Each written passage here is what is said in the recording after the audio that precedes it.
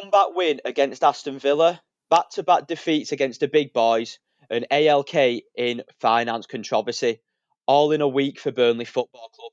I'm Richard Steele, and this is the No Nay Never podcast.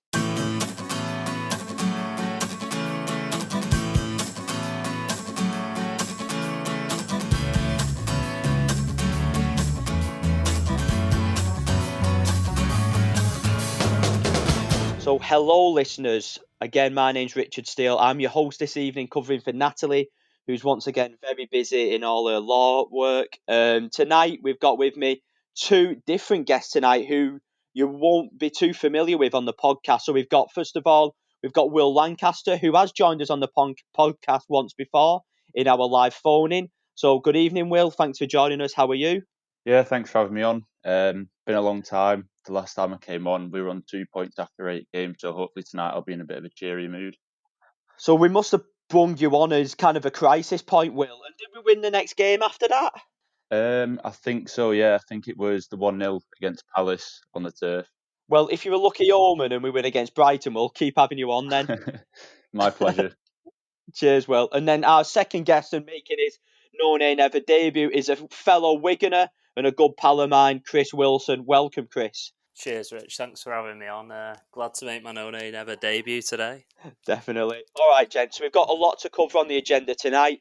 I kind of forgot the last time we did a podcast, so I already thought we talked about the Villa game. But we've got the Villa game to start us off, which will be a nice review. Then, as I mentioned, back-to-back defeats away at Chelsea and at home to City. And then, obviously, and kind of what a lot of the podcast going to be on tonight is the transfer window, the interviews or the lack of interviews with Alan Pace in the last few days, and the finances controversy, and especially that tweet that was put out on the evening of deadline day, which has caused a lot of Burnley fans to a little bit of panic, definitely myself included. So it'll be interesting to hear the views of the two gents on that. But like I said, the Villa game, fantastic comeback win for the Clarets. It definitely didn't look that way in the first half. So Will, going into half-time, obviously Villa were 1-0 up, could have been 2-0 up. Was you expecting a Clarets comeback in the second half? Well, we're not exactly the most proficient team when we go a goal behind. I think we've only won 5 games from behind in the Dyche year in the Premier League, so you'd be forgiven for not expecting what was to come in the second half. Villa have looked a class above as well this year. Obviously, Grealish has always been that sort of level. But Ollie Watkins, Matty Cash that we were after, John McGinn, Douglas Luiz, they've all been top draw. I think Villa are a top 10 outfit myself, so a draw would have been, an acceptable result for us, definitely. At half-time, they had, obviously, the goal, the Watkins chance where Pope came out and saved strongly. Definitely didn't expect what was to come. But as you know, we are a team that has grit, determination, and once Ben Mee scored that header, even though Grealish put them 2-1 up, there was that belief that can we go on and do this? Obviously, when we went 2-1 down, I didn't think that was to happen again, but that crazy 3 or 4 minutes just sort of buoyed the boys to victory, and the rest is history. Yeah, cheers, Will. And you've definitely done the research there. So what did you say? How many times have we come back to win in the Dyche Premier League era? I'm pretty sure that I saw online that it's 5. Wow, it's just not 5, and that's it. considering the amount. Six Sorry, Will. seasons. Yeah, consider. I was just Sorry, going to say. in the 6 seasons, definitely. Yeah, considering the amount of times we've been behind in games in the premise, it's definitely a low number. So, Chris, I'll come to you now. Obviously, Will mentioned that Villa's got some high quality players. Grealish, in particular, who, in my opinion, has actually been the best player in the Premier League this season. Do you think it was a case of us being poor in the first half, or Villa just being excellent? Yeah, I think I'd agree with you there on Grealish. He's certainly up. If he's not the best player at the moment, he's certainly up there. I think, I don't think we were actually that bad. I just don't think we didn't really have a chance to actually play and show what we were about. They were just very good, and I think I'd agree with what Will said. They're definitely a top 10 side in the league this year. They just didn't give us a chance to get out our own half. It was just wave after wave of attack. I can't think of the stats off the top of my head, but I don't really remember us having a single chance. I think Barnes maybe put one just wide when Westwood had turned the defence around, but we didn't have much in that first half. I think probably the change at half time, Cork, he definitely changed the game. I think it comes back to what we've talked about before, about Dyche. Sometimes he just reacts to the other manager when he's made a change. But in this case, he was proactive, brought Cork on, and definitely swung the game in our favour. I think you saw second half, it was more what we were about. And then like the added substitution of Vidra later on definitely changed it in our favour again. And probably ultimately is what won us the game. Yeah, I fully agree with that. I think you made a great point there, Chris. Dyche sometimes can be really reactive to his substitutions, or we go 2-0 down and we make a sub. Maybe his hand was forced a little bit with Brownell coming off injured at half time. Cork had to come on. But I think him coming on really give us a little bit more quality in midfield and a bit more control on the game. I know, Will, you want to come in about a comment on that. So, yeah, go on, pal. Yeah, I saw a lot of unnecessary stick for Josh Brownhill after the game because I personally think he's been much better than Westwood this year. A lot more attacking, going forward, a bit more adventurous. And he's gone off at half time and we've come back to win. And I've seen a lot of fans on the Up the Clarets forum, Twitter, Facebook saying, oh, is Brownhill really up to the task? But the best thing about that win was that we now have that option of if we want to change it up, we can do. We're not forced to have Brownhill, Westwood, and then Josh Benson. As much as I like him, he's not just at that level yet. So the best thing about that win was, as you say, Dyche being proactive, being able to turn it round, and the more options that we have, the more likely we are to stay in the league. Yeah, I think that's a big point. And what's been frustrating, we've never really been able to have a fully fit squad throughout the season. So to have those options to come off the bench has been a massive plus. I do agree on Brownhill. I think he needed a little bit of a break out the team. I think since he come out I think he didn't train for a while after COVID. He seemed to maybe lacking a little bit of that unbelievable energy that we know. But yeah, some of the critics, well, you know what it's like sometimes. It can be a bit very over the top, some of the criticism that you do see on that. Go on, Chris. Yeah, I think Will makes a good point there about Westwood. I love Ashley Westwood. I think he's a great player, but I think at times this season he's someone who's not really copped for any poor performances.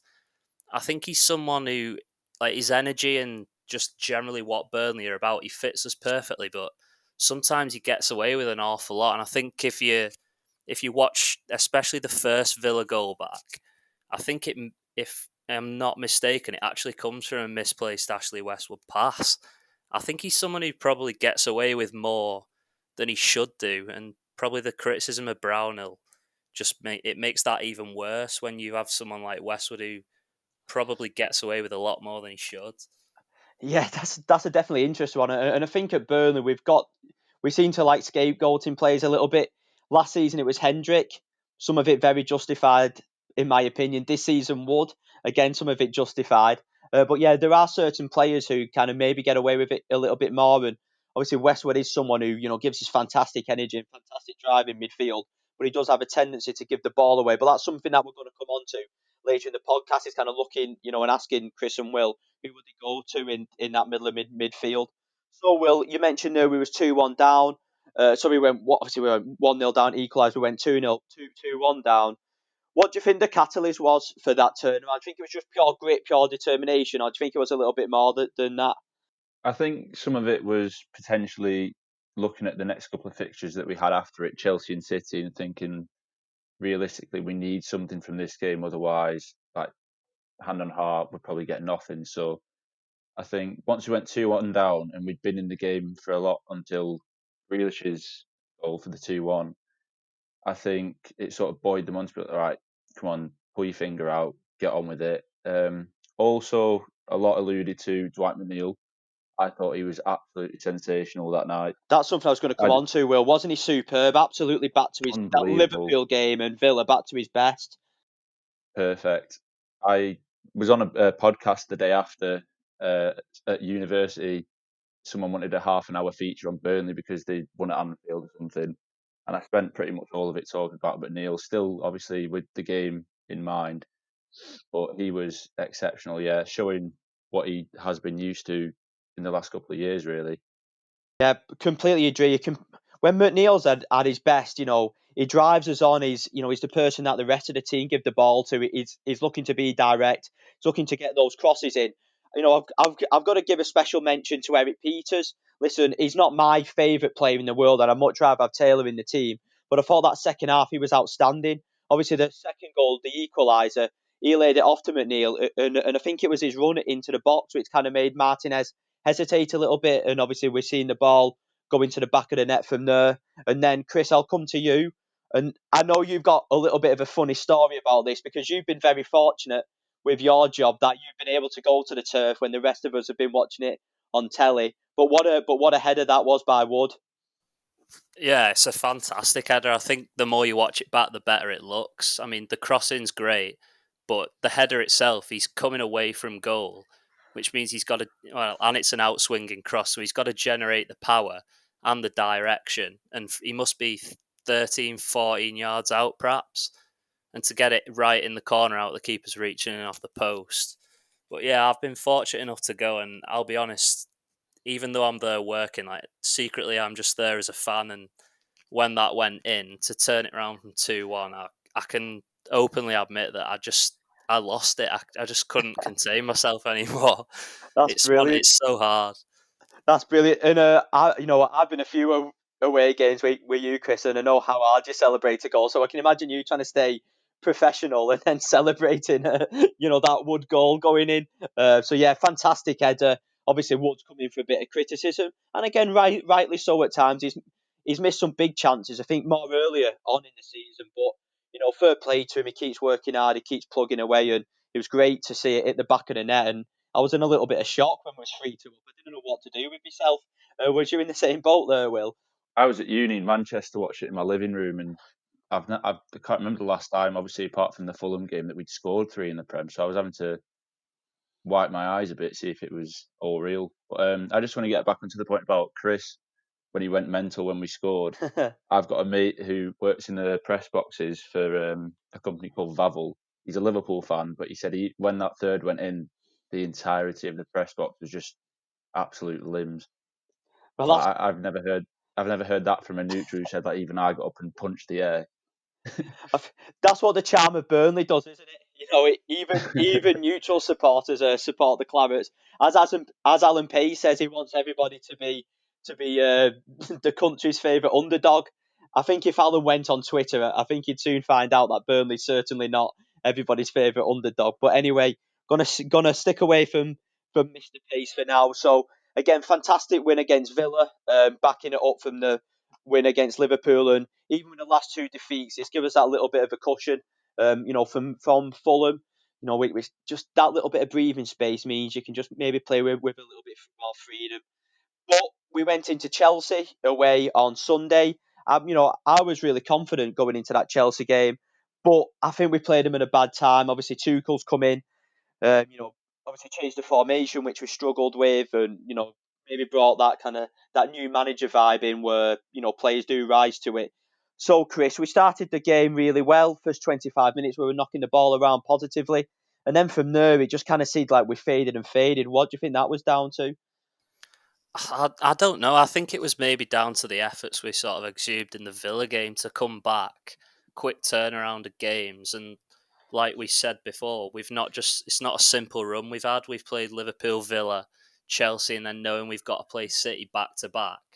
I mean, we are a fit side generally, but to play them 4 games back to back in a short space of time, it's a tough ask. I think, like you said, we started quite well. Perhaps didn't look like scoring or opening them up, but we certainly started well. Like you said, we knocked the ball about with a bit of confidence and just faded. Just conceded like a sloppy first goal. We just got caught so high up the pitch. And against them better teams, they can punish us. Just goes from back to front in a matter of seconds.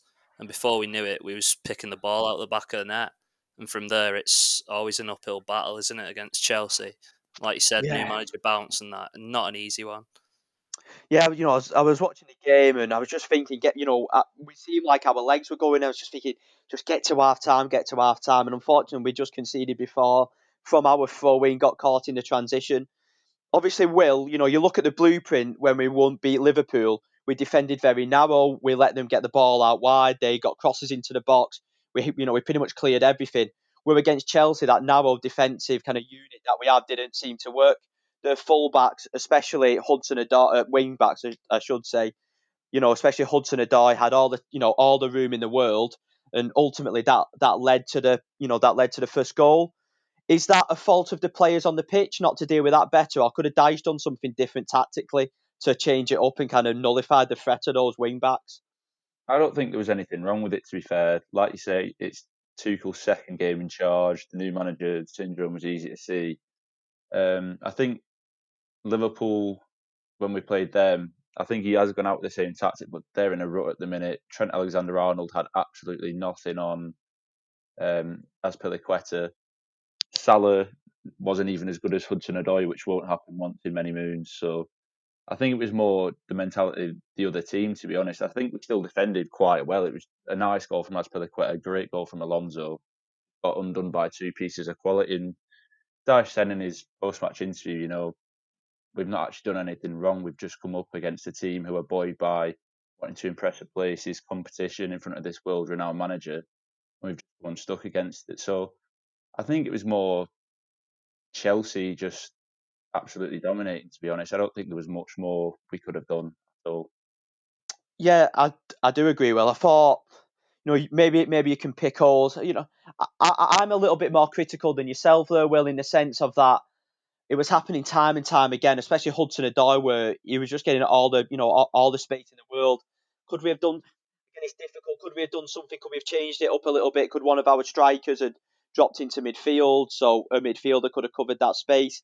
Again, I'm not sure. That's kind of. But when you're playing against top teams, they can make you look very average at times. Coming on to you, Chris, and I think a bit of a frustration, and again, understandably so, from Burnley fans was that in the second half, 1-0 down, we offered very, very little threat at all, if similar to the City game, and I think we only had our shot in injury time. There's been a lot of criticism of Wood and Barnes. Wood went off injured. I can't remember how many minutes it was exactly, but it was quite early in the second half. Do you think against some of the big teams, when we don't have a lot of the ball, we miss that threat of Wood and Barnes up front, to win fouls, hold the ball up a little bit better?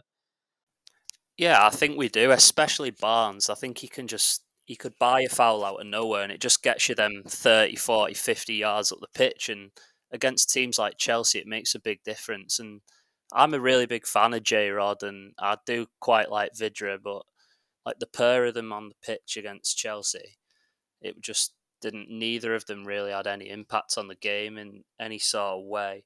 Wood didn't either until he went off. It was just difficult for us to get out of our own half, really. I mean, up, it doesn't help up front when we've not really got much creativity in midfield. We can't get hold of the ball. It was just really difficult all round. Like I said before, when you go 1-0 down at places like that, for us, the way we play, it's really difficult. The game plan would be to stay in the game as long as you can, keep it 0-0, hope for a set piece, but we couldn't even get a set piece, I think, if truth be told, on Sunday. It We, was just a we really literally had difficult now, game. did we? We had We didn't nothing. have a sniff of goal in any sort of No. way to say, all right, well, we could put some quality in the box here and we back Wood to get on the end of it, or J-Rod, Vidra, whoever it might have been, to get on the end of it. We just didn't have anything, even like Westwood to put a ball round and into the channel. There wasn't even that. It was just really difficult to get the ball off them. Yeah. I think that kind of sums up the Chelsea game. We can analyse it to the tooth and say, we could have picked them up more.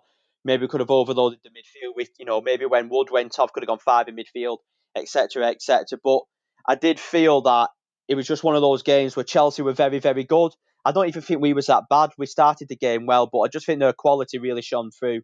And as Will said, that new manager syndrome, just really helped on that occasion. And we really just struggled to get that foothold in the game and just, we just maybe lacked that 5% in, energy and intensity due to the heavy schedule, to really give it a bit of a go at the end of the game. So moving on to the City game, Will, I know you were desperate to talk about something else, but I'll come to you first for the City game. We conceded after 2-3 minutes and a disappointing goal from our point of view, and I think it just deflated the players from there, didn't it? yeah, it's always hard. Like the running joke is that City are our bogey team, if you can call them that. we had the players injured before the game: Brady, Brownhill, Barnes, Wood, and when you're coming up against a team who at the time had gone 18 games unbeaten in all competitions, you just got to be a bit realistic, really. We've put in a better performance than most sides have against City this season. They went and beat West Brom 5-0 like a week or two before, so I don't think there was too much wrong with that game again either. Pretty carbon copy to the Chelsea game, to be honest with you. But yeah, not much in terms of creativity. Not a little I bit was just going to say, disappointed though, Will, with the Pope. Just to yeah, when you yeah, just want to stay in the game. I thought, you just listen. I'm Nick Pope. It's been unbelievable for us. But when you see him make that mistake, it does grate on you a little bit, doesn't it? yeah. I think you've just got to be remembering that the amount of points that he has saved this year, it couldn't have come in a better game if that makes sense. City at home, you're never really gonna. Not many teams will pick up points against City, so for it to happen in a game like that, it irked me. But you've got to be a bit understanding. Like the Palace game, he saved us in the last minute. Liverpool was on top form where we went and won.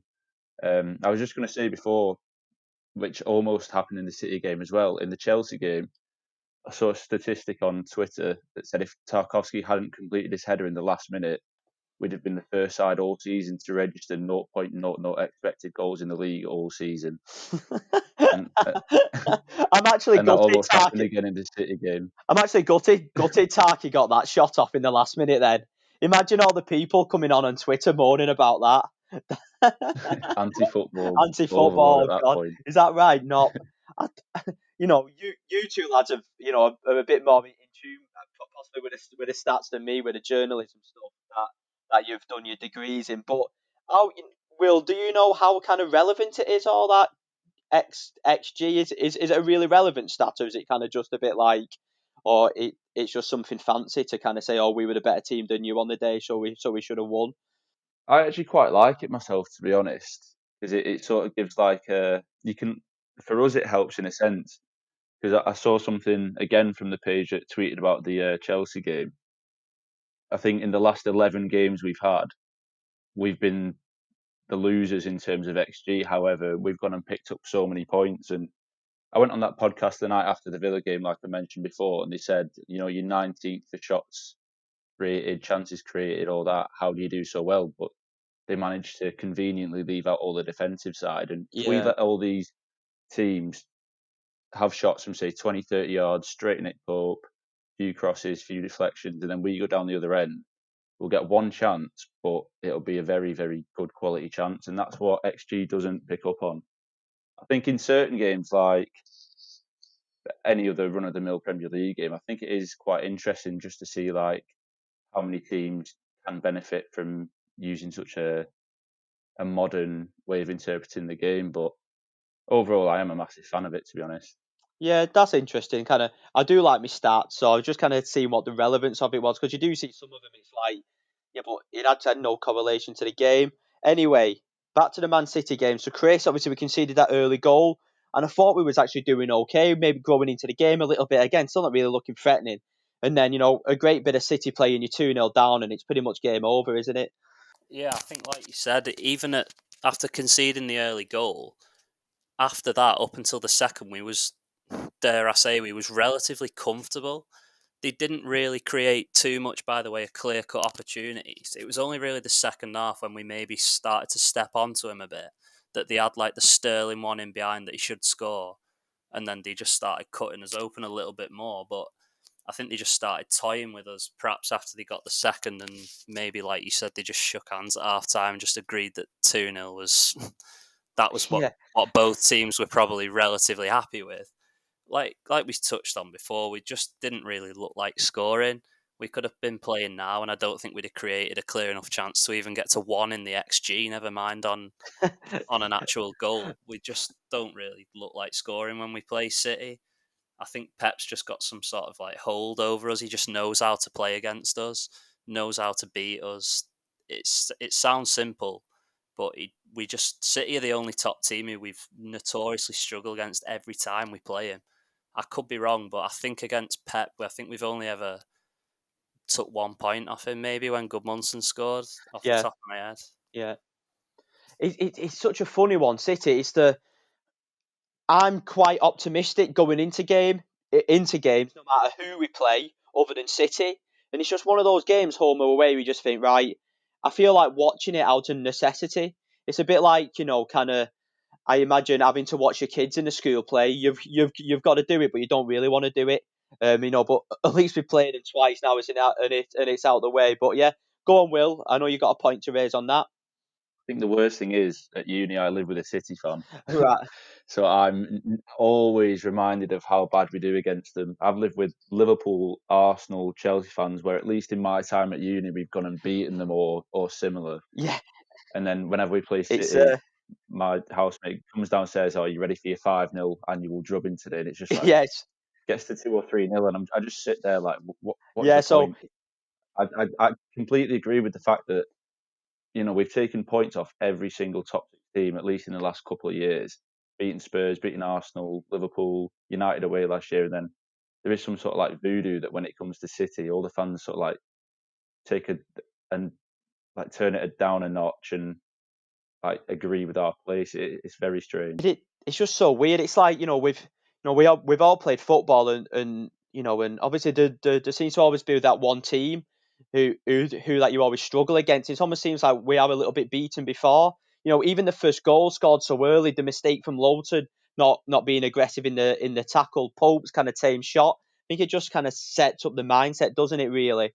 The last thing I'll kind of say is so I'll come to you, Chris, and I know it is a frustration that you've had, and I know you do try and be balanced and take into account that we're playing Chelsea and City, but the lack of goal threat against both those sides, and kind of other games that we have, is it something that we should be more critical? So I know we won at Liverpool, but I would still say Brighton was more of a goal threat than what we was against Liverpool. If I'm being picky, you watch some of these other teams, down at the bottom. They may not be as defensively good as us, and they may not have that spirit.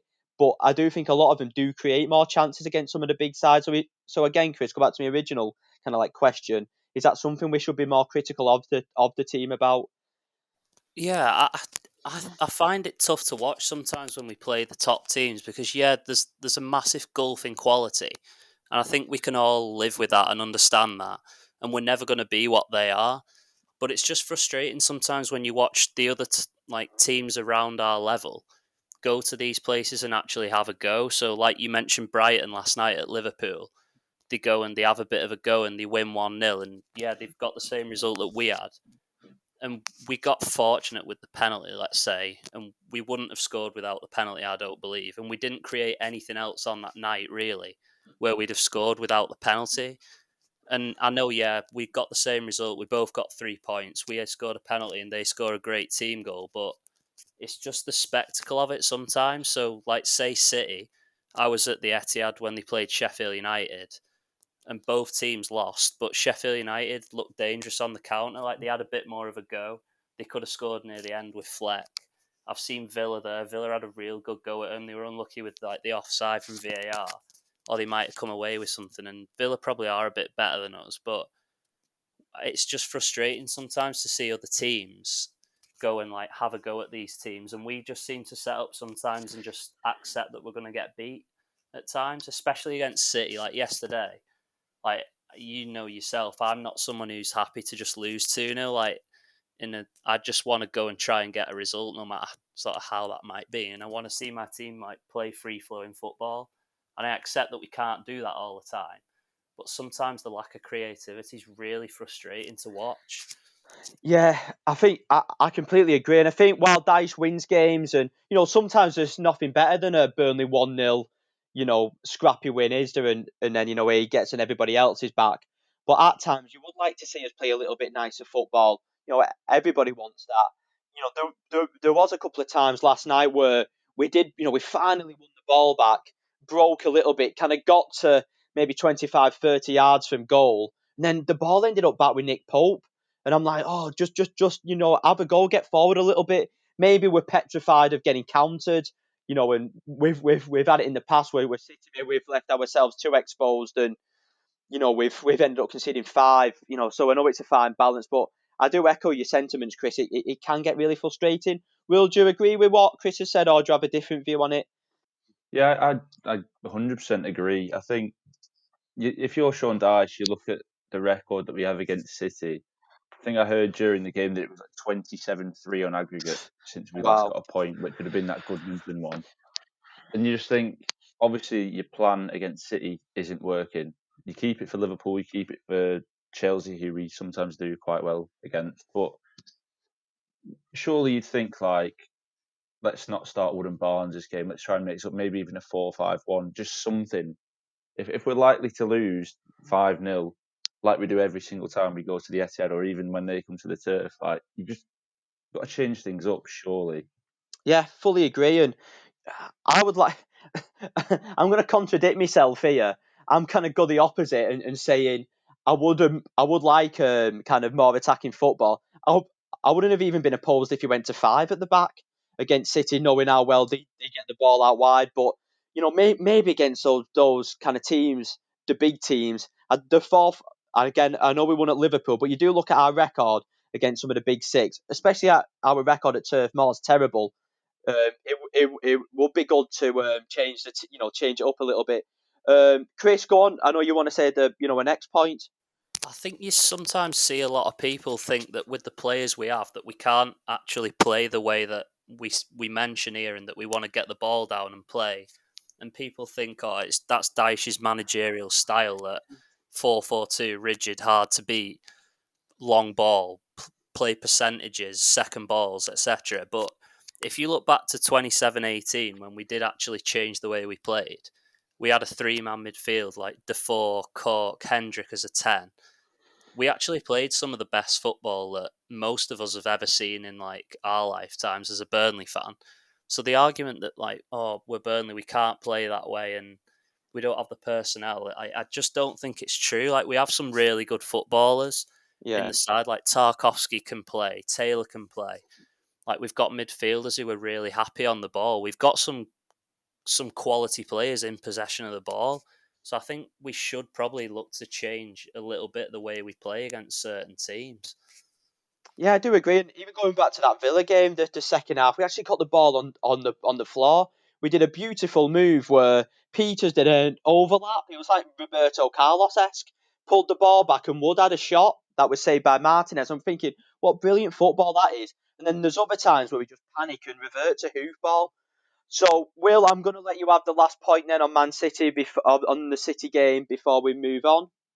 I think what the most frustrating thing is for us Burnley fans is you look at our record against the teams outside of the top 6, like specifically the bottom 10 of any given season, and it's an incredible record. Like, we very, very, very rarely Yeah. struggle to make an impact on a game against a team that is either below, surrounding, or slightly above us. Whereas you look at the top 6, and I know a lot of teams are similar, but some are notorious for scalping wins against the top 6, like Palaces, Wolves, and stuff like that.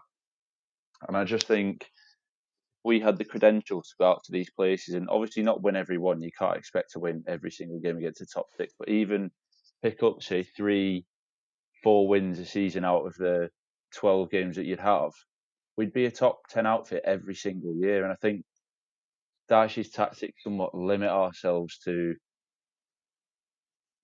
what's the word I'm looking for? Continue to be this like plucky outfit. A bit like Chris was saying about just revert to long ball when we are actually better than that and we can show it at times. Yeah, 100%. And I think that's one of the key things that I was looking forward to when this rumoured takeover happened, was because if we can actually get players who, given a bit of pace, say on the right wing, maybe sign a top dollar striker just to have an influence on these games, then we could be the outfit that we really want to be. And I know it's so hard to go and get a result against the top 6. I'm not saying, oh, we should be doing better in these games against some of the world's best sides, but you see teams around us doing it quite a lot. Like Brighton have just beaten 2 top 6 sides in the space of 4 days. And you just sort of think, what if? Does that make Yeah, sense? like you said, it's that fine balance. But I agree with both of you. Even though we do accept it and it's frustrating, I still think against some of these bigger teams, we need to go for it a little bit more and don't be as afraid, because when we do play football, we are a good side. So, Daishi, we absolutely love you. or should I say Stone Cold Steve Austin or Mick Hucknall, if we're going off your lucky likey interviews. But sometimes you are an old stubborn old bugger, so just change it up a little bit more every now and again, like you did against the Villa game, and we might get a few more wins.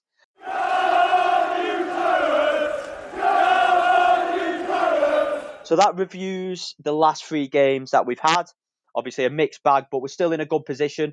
That brings us into a big run of games coming up. So first of all, Brighton at home on Saturday. We'll mention there that we've got a really good record against kind of what you would say their teams around us. Chris, Brighton have been on a good run. I had a look at the form table last night. I think they're like 6th. I think they've got 10 points in the last 5 games. They've come off the back of 2 excellent wins against 2 of the big boys.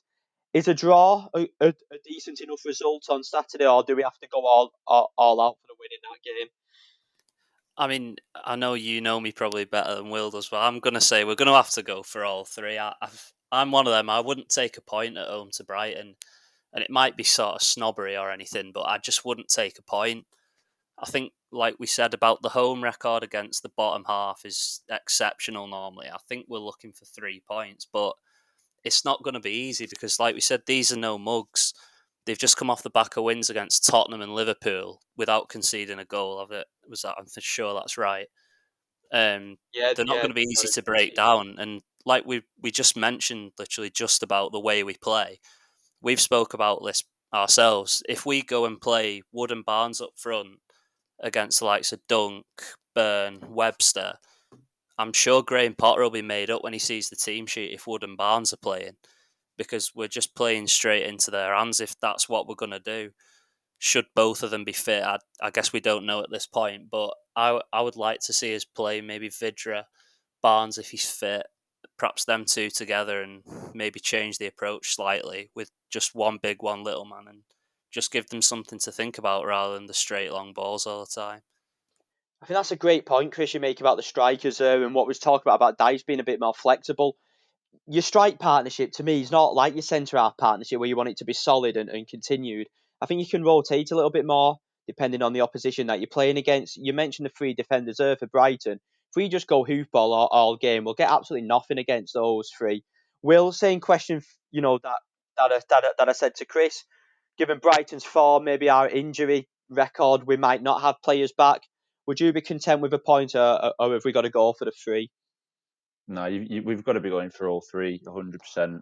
It's games like these in which we usually thrive, and we might not have Brownhill, we might not have Wood, but we've still got the mentality in the last few years that these are the games that we do go out and win, and it's such a 6-pointer as well. I think that Daesh will remind them of that in the week coming up to the game. Like obviously tomorrow night, the team talk on Saturday, they'll have said, look, you've had your 3 hits against Chelsea and City. Now is your time where you've got to go out and produce. I definitely would be gutted with a point, I think, because we have such a good track record against Brighton as well. Went there last year, drew 1-1, beat them away the year before, usually beat them at home as well. I think it's a game which we can't really afford to slip up at this point in the season. Yeah, I do agree with that. For me, I'd be disappointed with a draw. Listen, it depends how the game goes, and maybe say if Fulham lose at the weekend, it might end up not being a bad point because you don't want Brighton to obviously go 5 points ahead of you, even though we have got a game in hand. But yeah, hopefully we'll, really take the game to them. I think against City, Dice made some subs. We took our foot off the gas a little bit, so hopefully we can go into that game full of energy. Will, I'll stick with you. So we mentioned the midfield conundrum. Anybody other than Dale Stevens, so fans of the podcast know my disdain for that absolute fridge. But anyway, moving on. So let's say Brownell, Westwood, and Cork are all fit. Who are you going with in midfield? I think we need a bit of attacking impetus against a team that notoriously aren't too high up in the table. I think if we have Cork and Westwood, and as well as they did against Villa, I just think Brownhill brings that a bit of creativity to the side. He gets up, he runs at players when he can. I think if we use the other 2, we sort of sit back and then we'll end up taking the inevitable Barnes and Wood route. I'd probably choose Brownhill and Westwood, yeah. So you wouldn't pick Cork? I'd maybe Okay. bring him on for a bit of know-how if we were holding on to the lead or just to see the game out a bit. But my starting two would definitely be Brownhill and Okay, Westwood, yeah. good, Will. And then Chris, obviously another conundrum is the striking.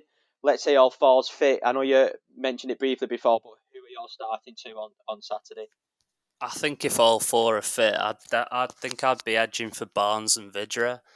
I think Vidra probably tends not to get as many chances as he actually deserves, largely through the fact he only gets 15 minutes a game normally. But I think he's done enough over the last few games. Perhaps not the Chelsea game, but especially the Villa game when he came on. He made a massive difference. And I thought he was probably one of the brighter players we actually had against City.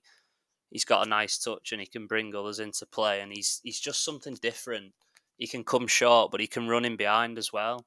He just brings a different dimension when we're going forward. And I think sometimes we lack that bit of that bit of quality. You know, someone who can come towards the ball, take it, and turn and sort of give us a link between midfield and attack.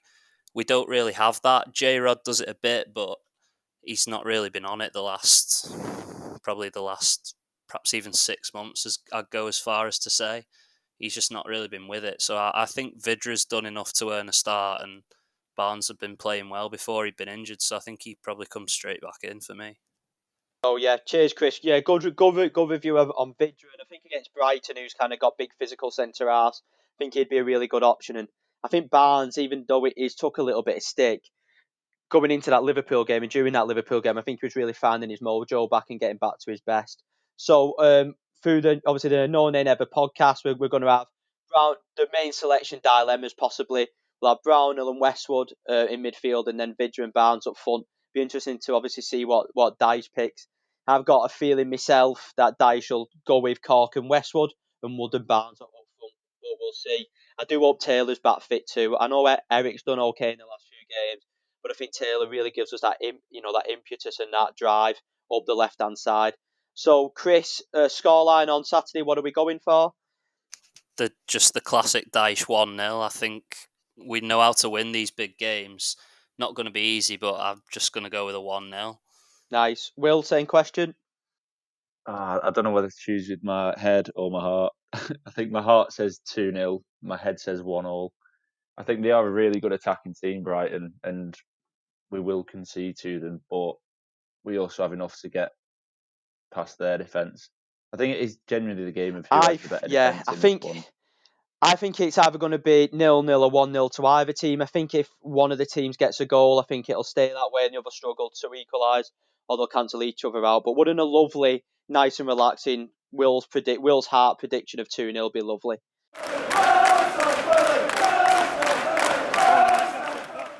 So that kind of reviews the games. Now we're the final part of the podcast, and for me, the topic that is on everybody's lips and every Burnley fan's lips, and it seems in the national media's lips, is Alan Pace, the way the deal's been structured, and kind of this tweet that was going to that was sent out on Monday night on deadline day. So when Pace come in, myself included, I seen it through claret or rose tinted glasses. I thought, it's going to take us to the next level. We're going to sign this, and that player, and it's going to be an absolute fairy tale. And I think Pace has gone on, come on, maybe with his smooth American accent, he was saying all the right things, and he really warmed to Burnley fans. And I've got a sense that some people have stuck with Pace, which is grand. Some people have distanced him and kind of wrote him off already. I'm kind of in the middle. He's not done enough for me to trust him yet, and he's not done enough for me to distrust him. But the jury is very much out. Before I bring the two lads in again, I'm going to read the tweet that apparently a reputable journalist in the football finance world called Tariq Panja wrote on deadline day. So he tweeted, interesting talk about owners of newly acquired Premier League club scrambling around to raise £30 million by trying to sell equity stake at a far higher valuation. Cash needed to repay debt owed to previous owners. Crazy business. Of course, he didn't mention what the club was, but I don't think it takes a rocket scientist to work out he was alluding to Burnley FC. And that night, Burnley fans were madly scrambling, asking Chris Broden, "What's this? What's going on?" And his initial comment, his initial kind of quote was, "ALK said no comment." And then about an hour later, it come back with the same. We've explained the debt structure. It's reasonable. We can pay it back, and that's been it. And Alan Pace since then has been very, very quiet. So, Will, I'll come to you because me personally, that tweet concerned me more than anything I've read so far. Are you concerned? Are you keeping a balanced view on it? I'm trying to keep a balanced view. Yeah, I'm looking at how he's done with Real Salt Lake, and you're thinking, right, there's good times ahead. I think he has been treated a bit harshly because you've got to have your due diligence period. He only came in on New Year. He's only been here a month. As much as he can promise, we are in arguably since 2008 at least the most tumultuous financial times around. However, having said that, he knew the situation coming in, guaranteed players coming in the transfer window just gone. And some of the stuff that's come out in the press recently, if you believe it or not, which I am on the fence with, like you say, I'm going to give him a bit more time. I'm going to give him the summer transfer window definitely because there's not much he can do from now until then anyway. I'm going to back him up because in our situation we can't really have kept up with Mike Garlick. So despite all the financial figures that are coming out, I think this is still the best option. But yeah, I'm going to give him till the summer transfer window. Hopefully, still a Premier League team at that time.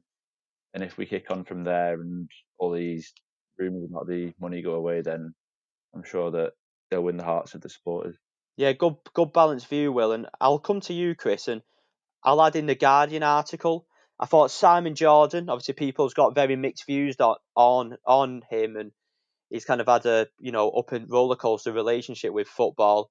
He did a really good speech on Burnley for about 5 minutes on Talksport. It's definitely worth any Burnley fans listening to it if you've not listened to it so far. The summary of it is that these guys are going to come in.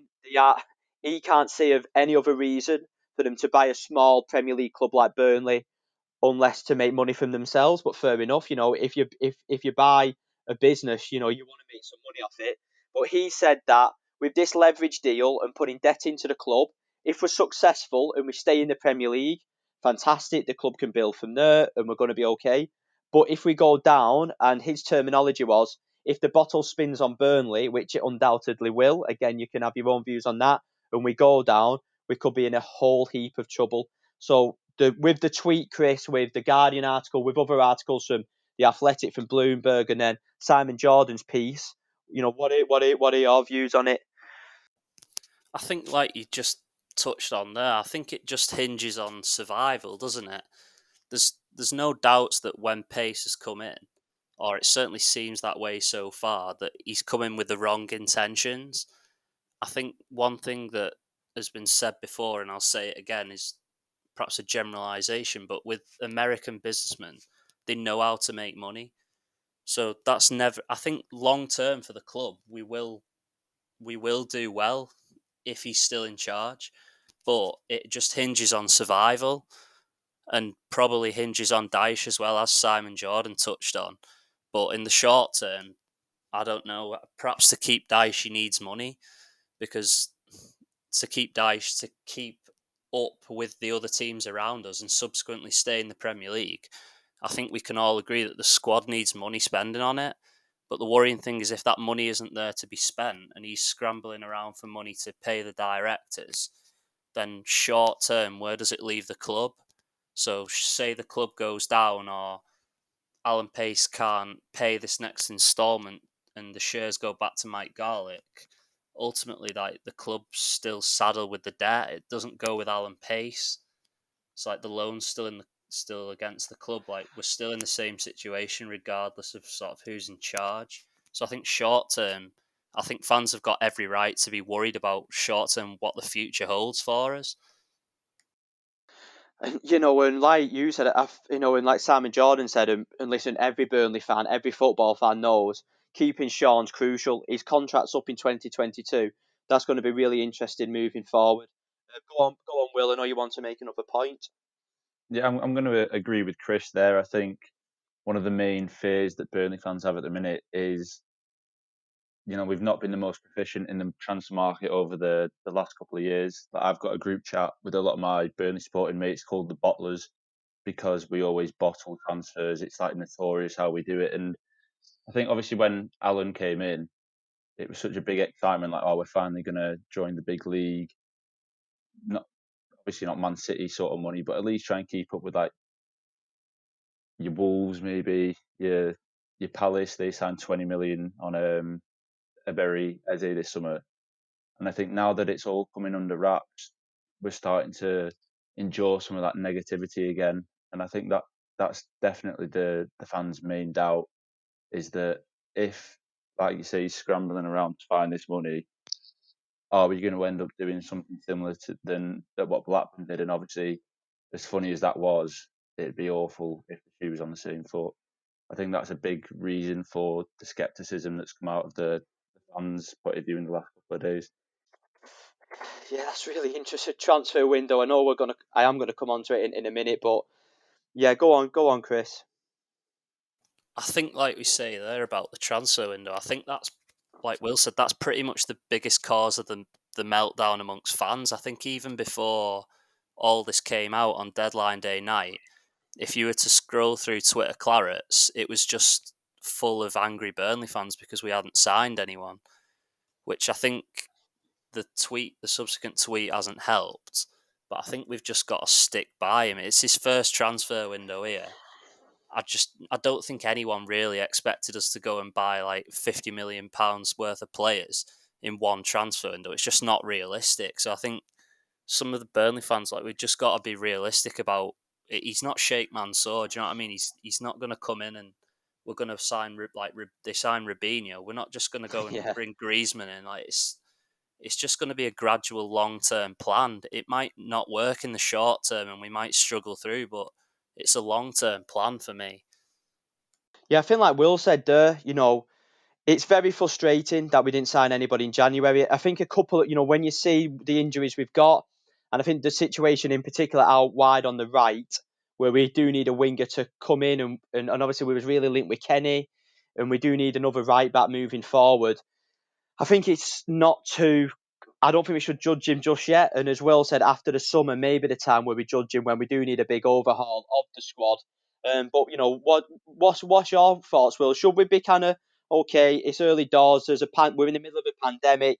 Players aren't as available. They're going to be expensive. Are you disappointed we didn't get players in, or are you still pretty calm about that and think we've still got the summer? I think, given the results of the last few weeks, that it's definitely taken a bit of the pressure off. To say that we're now 8 points clear of Fulham, we're over halfway. It's a big gap to make up 8 points. It very, very rarely happens. And I think that's definitely given Alan Pace a bit of leverage in the market. I was disappointed we didn't bring just even one person in, even on loan. I think, Will, Like you just see, bringing one player in would have just given everyone a bit of a lift to say, oh, Petey's doing something different, isn't it? Say, even if it was John Joe Kenny for 8-9 million, it's maybe not a marquee signing, but it would have been something something tangible to hold on to think, right, Pace is in this. He wants to improve the team. yeah, definitely. I think you look at the loan market that's, Maitland-Niles, great player in my eyes, went to West Brom. They're 10 points below us. We should be trying to recruit, even if it's a loan deal, just trying to recruit someone of that caliber, just to, like you say, boost the spirits around the club, get someone new in the dressing room, bit of competition. It's not going to harm you. Joe Willock, another Arsenal player, went to Newcastle on loan. They're around the same level as us this season. I just think that one signing, it didn't have to be a big money signing, like you say, like Kenny would have been all right, but he's gone to Celtic on loan. Collins, obviously only been in 3.5 million. That was disrespectful. And then Jason Knight was rumoured from Derby, and one of my mates said, he's a great player, we need to be signing him.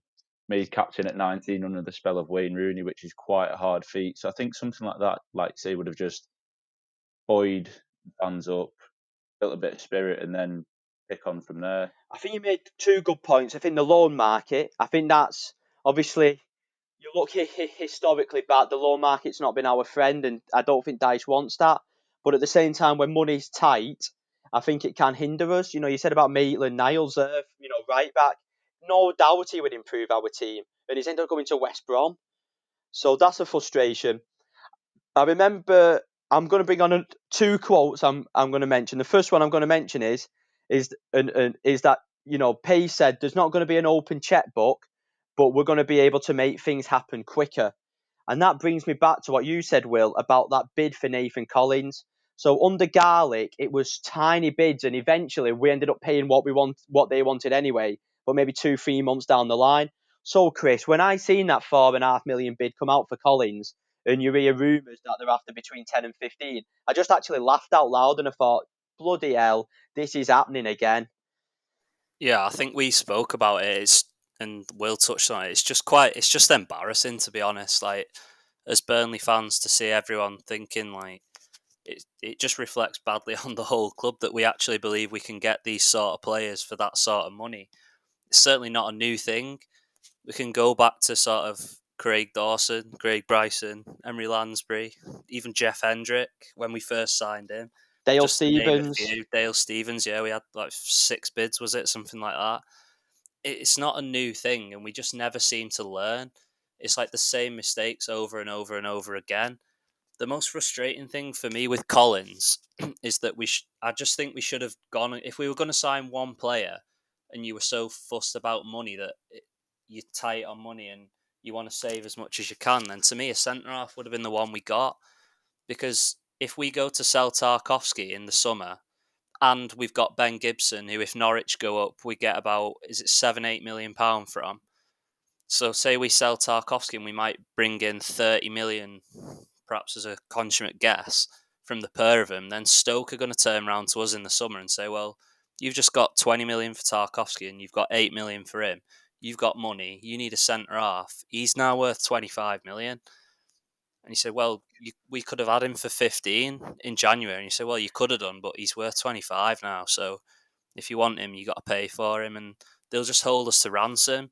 It happened to Leicester when they sold Maguire, when they went for Nathan Ake. But luckily they had Soyuncu there ready to step in. We had it when we sold Keane, but we already had Tarkowski. We were prepared. But this time I don't think we really are.